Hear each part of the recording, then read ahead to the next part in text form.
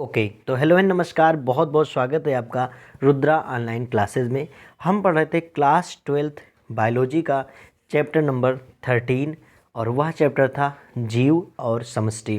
पहले पार्ट में हमने जीव और पर्यावरण के बारे में जान लिया था। इस वीडियो में हम जानेंगे जीव और इसका पर्यावरण में कैसा संबंध होता है। तो सबसे पहला जो टॉपिक है वह है बायोम, अर्थात जिसे हम कह सकते हैं जीवोम। कई बार एग्ज़ाम में क्वेश्चन 1 से लेकर के 2 नंबर में सिर्फ परिभाषा ही पूछी जाती है बायोम से, या बायोम किसे कहते हैं, जीवोम किसे कहते हैं, इससे आप क्या समझते हो, इसके उदाहरण दीजिए। तो यह क्वेश्चन 1 से लेकर के 3 नंबर तक पूछा जा सकता है, तो इसको आप अच्छे से ज़रूर तैयार कर लीजिएगा। तो सबसे पहले बात करते हैं कि बायोम क्या होता है। तो हमने इससे पहले के पार्ट में आपको बताया था कि वह स्थान जहाँ दो विभिन्न प्रकार के पारितंत्र का अर्थ होता है जीव और पर्यावरण, जो एक स्थान पर रह रहे हों वो मिल करके एक इकोसिस्टम बनाते हैं। दो विभिन्न प्रकार के इकोसिस्टम जैसे कि जलीय इकोसिस्टम, स्थलीय इकोसिस्टम, मरुस्थलीय इकोसिस्टम, ये सब आपस में जहाँ मिल रहे हों उन्हें ही हम जीवोम या बायोम कहते हैं। तो इसकी परिभाषा बहुत ही आसान है, आप आसान से इसकी परिभाषा ऐसे लिखिएगा। किसी समान एवं विशाल भौगोलिक क्षेत्र में स्थित पारितंत्रों के समूह का अर्थ यह हो गया कि एक से अधिक हो वहाँ पर पारितंत्र।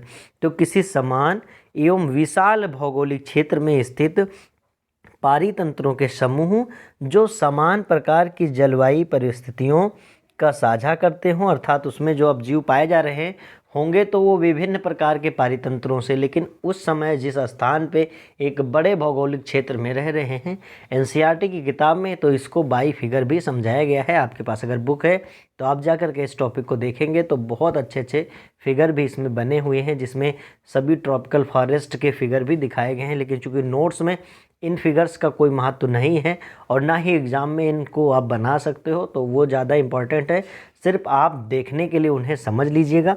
बाकी हम यहाँ जान सकते हैं कि किसी समान एवं विशाल भौगोलिक क्षेत्र में स्थित पारितंत्रों के समूह जो समान प्रकार की जलवायु परिस्थितियों का साझा करते हैं जीवोम कहलाते हैं। तो आई होप ये परिभाषा अब आपको इतना परेशान नहीं करेगी, पूरी परिभाषा इम्पॉर्टेंट है और इसको आप अच्छे से ज़रूर तैयार कर लीजिएगा। आगे यदि बात करें तो एक जीवोम के परितंत्रों में समान प्रकार की वनस्पति एवं जंतु आते हैं, अर्थात एक जीवोम में चूँकि कई पारितंत्रों का समूह है लेकिन उसमें जो पाई जाने वाली जातियां हैं, वनस्पतियां हैं, वह समान होंगी। कुछ प्रमुख जीवोम निम्नलिखित हैं, हालांकि इसके बहुत सारे उदाहरण हैं लेकिन कुछ प्रमुख रूप से आप ज़रूर पढ़ लीजिएगा। जैसे सबसे पहला है टुंड्रा। टुंड्रा क्या होता है? तो यह उत्तरी ध्रुव पर विद्यमान हिम टोपी के ठीक नीचे, अगर हम कहें तो 60 डिग्री यानी नॉर्थ अक्षांश पर स्थित होते हैं। ये एशिया, यूरोप तथा उत्तरी अमेरिका तक फैला होता है तथा इसका तापमान अत्यधिक कम होता है। यहाँ प्रकाश बहुत कम पहुँचता है तथा वर्षा भी 25 सेंटीमीटर से कम होती है, अर्थात अल्प वर्षा होती है।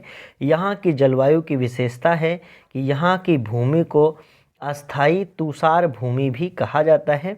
यहाँ पर विशेष रूप से लाइकेन हो गया है, ऐसे ही मास लाइकेन, फर्न आपने ज़रूर पढ़ा होगा ब्रायोफाइटा में, वहीं से है मास और घास तथा कुछ झाड़ियाँ एवं भोजपत्र के पौधे पाए जाते हैं छोटे छोटे।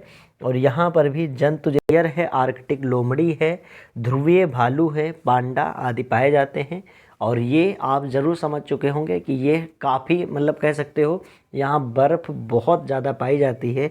तो इसमें अगर हमको लिखना होगा तो हम लिख सकते हैं एशिया, यूरोप तथा अमेरिका तक फैला हुआ अत्यधिक कम तापमान अल्प वर्षा वाला क्षेत्र होता है। यहाँ लाइकेन, घास, झाड़ियाँ, भोजपत्र, ध्रुवीय भालू एवं पांडा आदि पाए जाते हैं। नेक्स्ट है टैगा या उत्तरी शंकु वन। यह भी बहुत ज़्यादा इम्पॉर्टेंट है। तो ये कहाँ पाए जाते हैं? ये पाए जाते हैं उत्तरी अमेरिका, यूरोप तथा एशिया तक फैला हुआ होता है। और इसमें क्या होता है, तापमान जो होता है जाड़े में 6 डिग्री सेल्सियस तथा गर्मियों में 20 डिग्री सेल्सियस तक हो जाता है। अगर वार्षिक वर्षा की बात करें तो वर्षा कम होती है, लगभग 10 से 30 सेंटीमीटर के बीच होती है। यहाँ पर पाइनस, ये सब कौन से पौधे होते हैं? जिम्नोस्पर्म के पौधे होते हैं। पाइनस है, पाइसिया है, ज्यूनिपेरस है आदि पाए जाते हैं। तथा जंतुओं में यदि बात करें तो यहाँ पर वन बिलाव हो गया, कृतक हो गया, ऐसे ही कई जीव और पक्षी पाए जाते हैं। तो इसको आसानी से आप ज़रूर एग्जाम में लिख सकते हैं यदि पूछा जाता है तो। उत्तरी अमेरिका, यूरोप, एशिया तक फैला हुआ यहाँ की औसत वर्षा 10 से 30 सेंटीमीटर तथा तापमान 6 डिग्री सेल्सियस से 20 डिग्री सेल्सियस वाला क्षेत्र होता है। यहाँ पर पाइनस, पाइसिया, वन बिलाव एवं कुछ पक्षी आदि पाए जाते हैं। तो चलिए आगे बढ़ते हैं। और अगला है तीसरा, शीतोष्ण पर्णपाती वन। इन सब के बारे में क्लास 8th में भी आपने ज़रूर पढ़ा होगा, साथ साथ में भूगोल में भी इसका जिक्र ज़रूर होता है। तो इसमें हम क्या करेंगे, ये होते हैं उत्तरी गोलार्ध में पाए जाते हैं। उत्तरी गोलार्ध में हम कह सकते हैं कि ये मध्य यूरोप, पूर्वी एशिया, पूर्वी अमेरिका तथा कनाडा तक फैले होते हैं। ग्रीष्म ऋतु में चूँकि यहाँ का जो टेम्परेचर होता है वह बहुत, यहाँ का विशेषता एक प्रकार से यहाँ का टेम्परेचर होता है, गर्म ग्रीष्म ऋतु रहती है और यहाँ की शरद ऋतु जो है वह बहुत ठंडी होती है। तो आप समझ सकते हैं कि गर्मी यहाँ बहुत गर्म होती है और ठंडी यहाँ बहुत ठंड होती है। ऐसे ही यहाँ की जो औसत वर्षा होती है वह होती है 75 से 200 सेंटीमीटर तक होती है। यहाँ पर ऐसे पर्णपाती वृक्ष पाए जाते हैं जिनकी सारी पत्तियाँ झड़ जाती हैं। इस जीवों की जलवायु सामान्य होती है, मतलब यहाँ जितनी भी वनस्पतियाँ होंगी उनकी सबकी पत्तियाँ यानी पतझड़ का मौसम यहाँ ज़रूर आता है। और हम कह सकते हैं कि यहाँ प्रमुख रूप से जो है वो ओक है, एसर है, एल्म है आदि पौधे पाए जाते हैं जो कि काफ़ी मजबूत लकड़ी प्रदान करते हैं। और जंतुओं में इनमें पहाड़ी शेर हो गया, चूहे, सफ़ेद हिरन है, बड़े परभक्षी पौधे पाए जाते हैं। तो यह हो गया शीतोष्ण पर्णपाती वन के बारे में। नेक्स्ट है आपका उष्णकटिबंधीय मानसूनी वन, जो कि बहुत ज़्यादा इम्पॉर्टेंट है। ट्रॉपिकल एवरग्रीन रेन फॉरेस्ट, ये भी इम्पॉर्टेंट होता है और इनको बारे में आपको भी ज़रूर मालूम होना चाहिए। तो यह मुख्य रूप से वर्षा वाले क्षेत्र हैं जहाँ पर 200 सेंटीमीटर से अधिक वर्षा होती है। और यह मतलब वार्षिक वर्षा की बात की जा रही है। यह भूमध्य रेखा के पास होने के कारण तापमान भी यहाँ का बहुत उच्च होता है। यह भूमध्य रेखा के पास होता है इसलिए तापमान उच्च होता है। ये जंगल काफ़ी घने होते हैं और रात्रिचर एवं वृक्षीय जानवर का घर होते हैं। मतलब इसमें सबसे ज़्यादा रात्रिचर, चूँकि बहुत घना जंगल होता है तो हमेशा अंधेरा ही यहाँ पर रहता है। यह मध्य अमेरिका, अमेज़न और आदि नदियों के तट पर भी फैला होता है। अगर बात करें तो अफ्रीका हो गया है, दक्षिणी एशिया, भारतवर्ष में अंडमान व पूर्व हिमालय तथा पश्चिमी घाट सहित ये श्रीलंका आदि में भी फैले होते हैं। अगर पूछा जाए उष्णकटिबंधीय मानसूनी वन कहाँ भी पाए जाते हैं तो अपने यहाँ पश्चिमी घाट पर भी ये उपस्थित होते हैं। और यहाँ चूँकि तापमान जो है वो बहुत आर्द्रता होता है, मतलब तापमान ऐसा रहता है कि यहाँ वायु में हमेशा नमी होती है और यहाँ वर्षा भी अधिक ही होती है। यहाँ पर सिनकोना है, बांस है, दालचीनी है, दालचीनी लिख लीजिएगा, दालचीनी तथा बाघ, हिरन, खरगोश, सर्प आदि यहाँ पे पाए जाते हैं। चलिए अब इस टॉपिक में चूँकि लिखना आपको इतना है, लेकिन ऐसे में तो आप जान बहुत सारा सकते हैं। लिखने के लिए यदि आता है एग्ज़ाम में पूरा डिटेल में तो आप घास के मैदान भी आता है, चूँकि एक प्रकार का जियोम होता है और जो घास के मैदान होते हैं उनके बारे में तो आप लिख ही सकते हैं। जैसे कि यदि बात करें तो कनाडा में प्रेरिज पाया जाता है घास का मैदान, ऐसे दक्षिणी अमेरिका में पंपाज है, ऐसे यूरेशिया में भी स्टेपीज है और न्यूजीलैंड में टैसॉक्स नाम के क्या पाए जाते हैं, घास के मैदान पाए जाते हैं और यहाँ पर विभिन्न प्रकार के जीव पाए जाते हैं। ऐसे मरुस्थल भी एक प्रकार का जियोम होता है और मरुस्थल अमेरिका, मेक्सिको, चिली है ना और भारत, ऐसे कई स्थानों पर ये पाए जाते हैं मरुस्थल। और आप सभी यदि जानते होंगे कि विश्व का सबसे बड़ा मरुस्थल कहाँ है और इसका क्या नाम है तो हमें कमेंट बॉक्स में ज़रूर बताइएगा। यदि बात करें यहाँ पर कैसे पौधे पाए जाते हैं तो यहाँ पे मरुस्थलीय जीव और मरुस्थलीय पौधे पाए जाते हैं, जैसे कैक्टस आदि यहाँ पे बहुत विशेष रूप से जमते हैं, जिनको हम बोलते हैं नागफनी। ऐसे जीवों में भी जो भी मरुस्थलीय जीव होते हैं वही यहाँ पे उपस्थित होते हैं। तो ये आप डिटेल में लिख सकते हैं, जो भी इम्पॉर्टेंट था हमने आपको बता दिया। अब आगे बात करते हैं जीव और पर्यावरण के बीच क्या संबंध होता है, या जिसे हम पारिस्थितिकी रूप से जानते हैं, अर्थात जीव और पर्यावरण के मध्य संबंध को ही पारिस्थितिकी कहा जाता है। तो परिभाषा आराम से निकल आई। जीव तथा उसके पर्यावरण का पारस्परिक संबंध ही पारिस्थितिकी कहलाता है।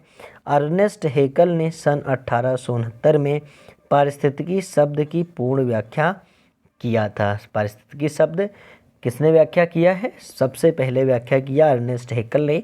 और पारिस्थितिकी शब्द जो है वह बना हुआ है ग्रीक भाषा के आइकॉस, जिसको हम लिख सकते हैं OIKOS, आइकॉस से बना हुआ है, जिसका अर्थ होता है घर या आवास, और तथा लोगस का अर्थ होता है अध्ययन करना, अर्थात किसी जीव के आवास या वातावरण का अध्ययन करना ही पारिस्थितिकी कहलाता है।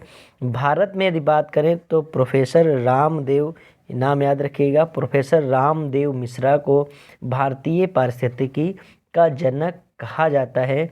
इन्होंने बताया कि पारिस्थितिकी रूप, प्रक्रिया तथा कारकों के बीच पारस्परिक संबंधों का अध्ययन है। तो भारतीय पारिस्थितिकी का जनक कौन है? तो डॉक्टर, या आप कह सकते हो प्रोफेसर रामदेव मिश्र हो जाते हैं। ठीक है, अब बात करते हैं कि यदि पारिस्थितिकी आप पढ़ रहे हैं तो कुछ चीज़ें आपको ज़रूर जाननी चाहिए।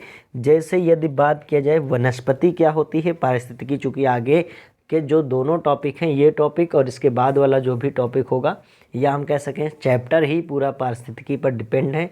तो पारिस्थितिकी में कुछ शब्द बहुत बार बार आते हैं, चूँकि नोट्स में वो लिखना ज़रूरी नहीं है, लेकिन यहाँ मैं आपको बता देता हूँ, आप समझ लीजिए। जैसे कहीं वनस्पति लिखा हो तो वनस्पति का यही अर्थ होता है कि उस विशेष क्षेत्र में पाए जाने वाले सभी पादपों को ही क्या कहते हैं? वनस्पति कहते हैं। ऐसे समष्टि का अर्थ होता है एक पर्टिकुलर प्लेस में पाए जाने वाला सभी जातियों का एक पॉपुलेशन को कहा जाता है समष्टि। ऐसे ही समुदाय के बारे में भी हमने बताया है। और आवास का अर्थ होता है जीव का निवास स्थान। और एक पॉइंट आता है नीचे, या जिसे कहते हैं निकेत। इसको आगे हम डिटेल में भी आपको एक बार ज़रूर बता देंगे, लेकिन अभी बता देते हैं। निकेत का अर्थ होता है जहाँ पर जीव क्या करता है? सहनशीलता है, अभिलाक्षणिक क्षमता है आदि को ग्रहण करके उसका उपभोग करते हुए वहीं पर रहता है, वही स्थान कहलाता है निकेत। चूँकि निकेत क्वेश्चन पूछा जाता है, इसलिए इसको आगे हम डिटेल में ज़रूर आपको बता देंगे। और एक क्वेश्चन और पूछा जाता है इकोटोन को लेकर के, तो इकोटोन भी आगे चल के हम आपको ज़रूर बताएंगे। अब आगे कुछ हाई स्कूल में आपने पढ़ा होगा, जैसे खाद्य श्रृंखला और खाद्य जाल। चूँकि इंटर में आपको इसको इतना ज़्यादा डिटेल में अभी नहीं समझा रहे हैं, आगे यदि टॉपिक में है तो बहुत अच्छे से खाद्य जाल और खाद्य श्रृंखला पढ़ाएंगे। लेकिन ये आपने 10th में भी बहुत अच्छे से समझ लिया है खाद्य श्रृंखला, खाद्य जाल, तो उसको भी रिवीजन आप करते रहें, क्योंकि इसमें आपको ये सब चीज़ें जाननी है। एग्ज़ाम में खाद्य जाल पूछा जाता है। ठीक है, तो आगे बात कर लेते हैं आप पारिस्थितिकी की शाखाओं के बारे में कि पारिस्थितिकी की कितनी शाखाएं हैं। तो पारिस्थितिकी की मुख्य रूप से 2 शाखाएं हैं। वैसे तो बहुत सारी शाखाएं हैं, लेकिन यदि एग्जाम में आता है तो सिर्फ 2 शाखाएं ही आपको लिखना है। सबसे पहला है स्वपारिस्थितिकी। तो इसमें केवल एक जीव या एक जाति के प्राणियों तथा उनके वातावरण के संबंध का अध्ययन किया जाता है। और दूसरा है सामुदायिक पारिस्थितिकी, अर्थात इसमें क्या करते हैं? इसमें किसी स्थान पर पाए जाने वाले समस्त जीव समूह के वहाँ के वातावरण से पारस्परिक संबंधों का अध्ययन किया जाता है। तो ये हो जाता है आज की क्लास। आज की क्लास में हमने जाना कि जीव और पर्यावरण में क्या संबंध है। अगली क्लास में हम जानने वाले हैं कि जीव पर्यावरण में जहाँ रहता है, जिसे हम निकेत या नीचे कहते हैं। नीचे का स्पेलिंग होते हैं NICHE, नीचे। नीचे क्या होता है तथा पर्यावरणीय घटक क्या होते हैं, जिसमें अजैवीय घटक और जैवीय घटक।